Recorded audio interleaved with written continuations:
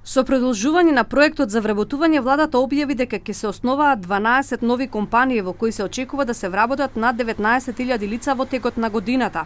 Според калкулациите на вице-премиерот за економски прашања Владимир Пешевски, секој од овие 12 компании ќе вработи по 1600 лица од различни категории, за да се намали невработеноста за 2,8% во споредба со лани.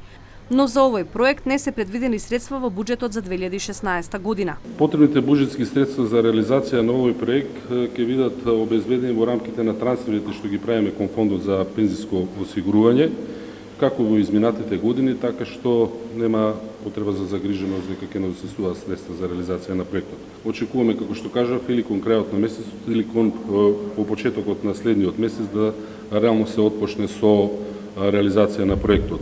Тоа не е директно врзано неговиот почеток со усвојување на ребалансот. Владанка Авировиќ, подпредседателка на Комисијата за економски прашања во Собранието, објасни дека ќе има недостиг на средства од придонесите што треба да ги плаќаат компаниите.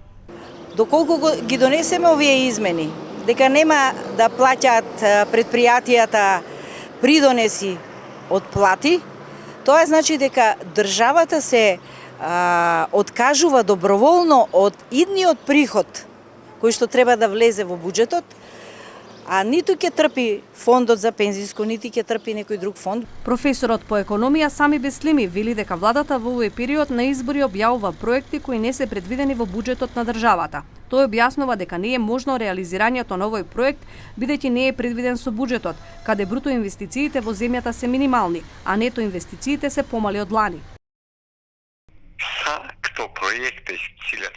Колку се реални овие проекти што ги финансира владата и колку се тие продуктивни? Може да се реализира некој проект, но да нема никаков позитивен ефект.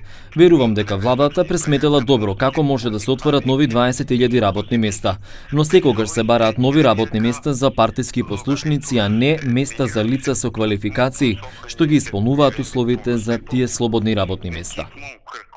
Од Агенцијата за вработување велат дека со првиот проект Македонија вработува се вработени 18.909 лица во 10.140 компании.